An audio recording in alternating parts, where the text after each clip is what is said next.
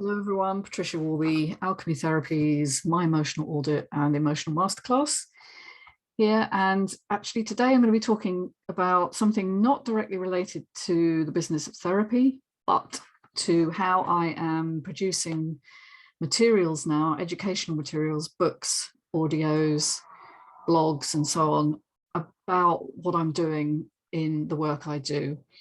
And I've just received a copy of my latest book, which is called The Dementia Diaries. Here it is.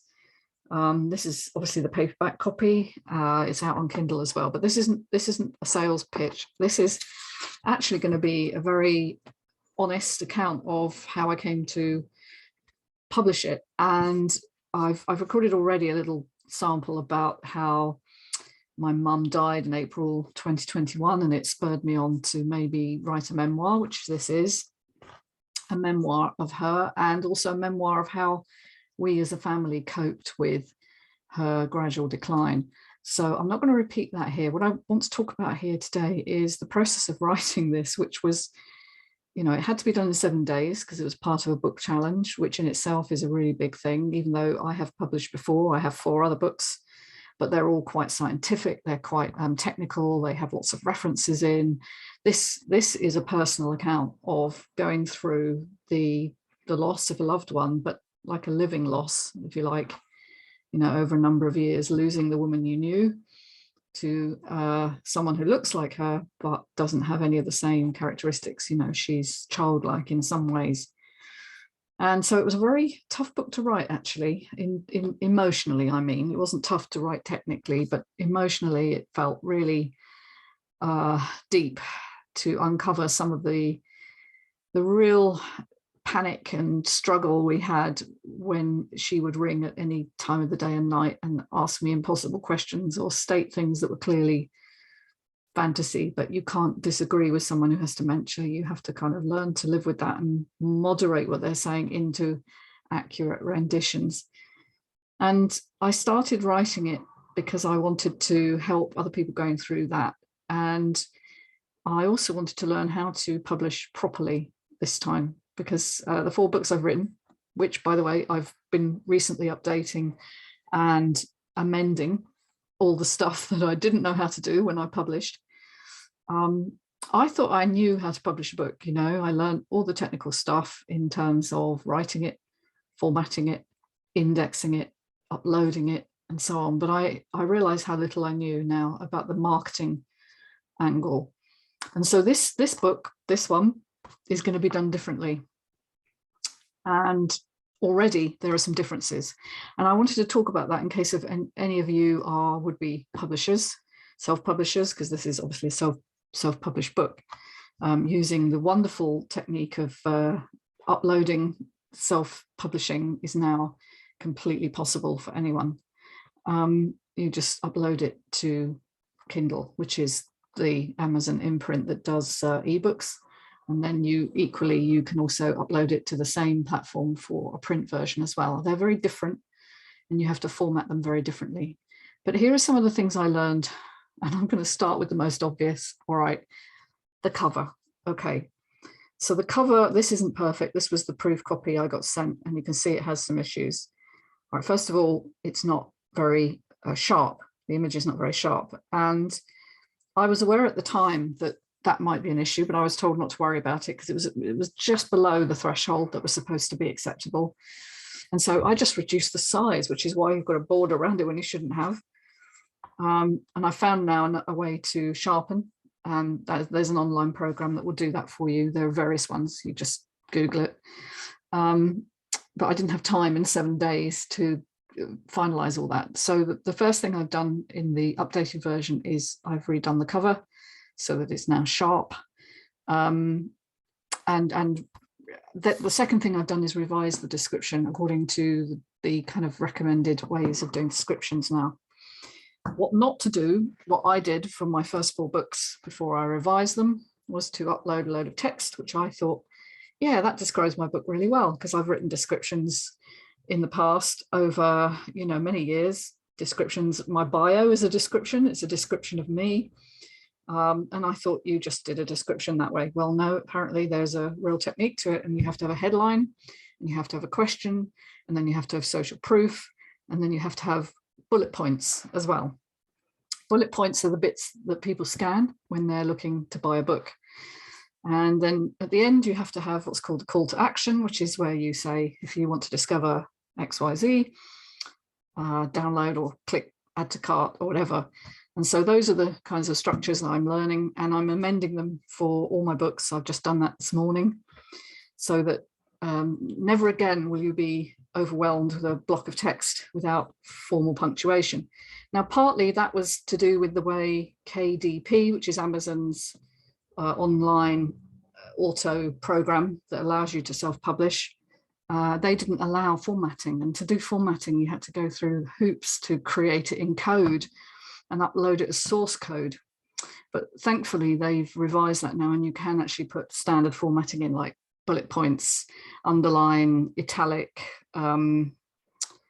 headings. You know, you've got 3 headings as well, 3 heading styles. So it's much better looking than it used to be. So that was the cover, the description, keywords.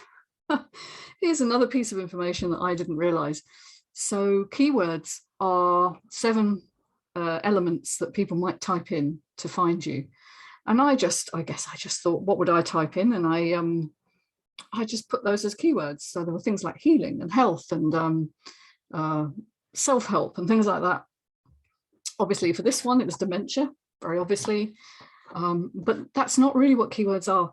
And in fact, you never need to put the word book in as a keyword, like dementia book. That was a mistake I made, because Amazon would already add book. It's part of the fact that it's part of their algorithm. What you have to do to find a keyword is start to type in something that you think a potential purchaser might type in, and see what comes up.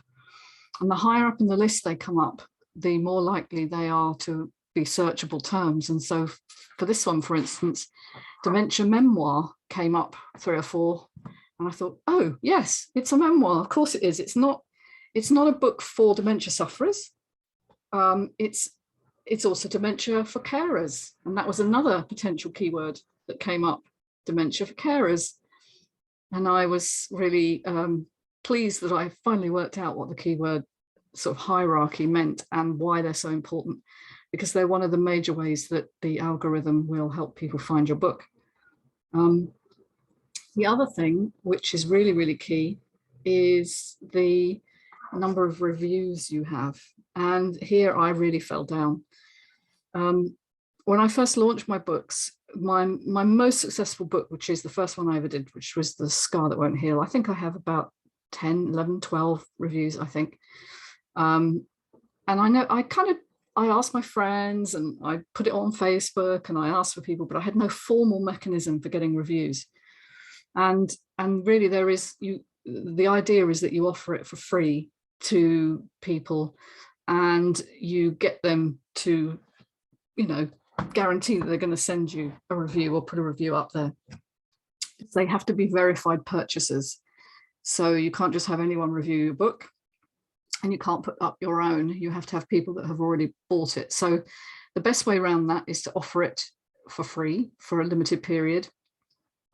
Email the people that have agreed to review and get them to write the reviews for you, because once you've got maybe 15 reviews, that's starting to look a lot better. Ideally, you want to get 100, apparently. That's what I'm learning in my publishing course. And that's quite shocking, because a couple of my books have 1 or 2 reviews. I mean, I think my books are brilliant. I do. I put a lot of effort into them. They're a lot better than they were. I've corrected all the elements in there that weren't working.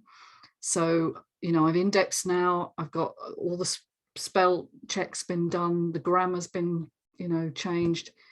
And they're full of information that I've gleaned over many years of researching. And I don't think there's anything quite like what I've produced in terms of the combination of science and holism, the combination of mind and body, looking at all the different aspects that make us human. But if no one's reading them, there's not much point in having 4 great books. And so what I'm hoping from the course that I'm on, and the next book I'm going to write, which is going to be another kind of memoir, but it's going to be on conversations with my parents from the afterlife. That's the working title right now, because they basically have been communicating with me over about 12 years, actually. Obviously, everyone has some form of communication. You either have a dream about them, or maybe you have an intuition that somebody who've died is kind of with you at a specific time. But I've accentuated that by getting a friend of mine who can kind of communicate with people who have gone. And she luckily I've had 3 sessions with her, and I've recorded 2 of them. And so I've got loads of information, some from as long ago as 2010. So we're talking 12, 13 years ago, where kind of my relatives predicted what I'd be doing now. And so what I wanted to do was kind of match up the prediction with what's actually happening. And with the beauty of hindsight, you can do that. And so I'm busy transcribing that 2010 interview, if you like. I don't know if you could call it an interview or channeling or whatever you want to call it. And then I'm also going to upload some more of my mum's recollections, which I recorded around the same time, because there's so much material here, which is basically a corroboration, in my view, that there is a continuation of consciousness beyond death, and that people you have loved in this physical life are not lost to you once their physical body is gone, and they can still be with you, and they can still influence you and advise you and help you, because this physical life can be full of challenges with all sorts of things that we find overwhelming, and we don't know what direction to go in. And what I found is that my mother, my father, my grandmother, various other people who I don't even know who they are, but they've turned up, my grandparents that I never knew recently, are giving me great advice. You know, they're telling me what my next direction should be, and how I'm to overcome my own internal barriers. And so it really is a resource that I want people to be encouraged to use. And so that's my next project, which is on the go at the moment, is just to get all the transcriptions done and then pick out the most salient points, because obviously you won't want to read the entire transcription, and then maybe distill that into a series of messages, which is going to be kind of the format, which is very similar to this one, which was 9 lessons that I learned. And I'm going to do something similar with the new book too, but it is an exciting journey. I can't wait to publish that one, get that out into the world, and perhaps this time get people to properly review them. And for that's another reason why I'm doing this recording, is to preempt. And if anybody wants to get in touch with me and review that book in exchange for a free copy, please get in touch. My details are below in the description, and please subscribe. All right, well, that's all for today. Very well done for staying right through to the end. Thank you so much, and looking forward to updating you further once that's online. Take care, everybody. Bye for now. Bye-bye.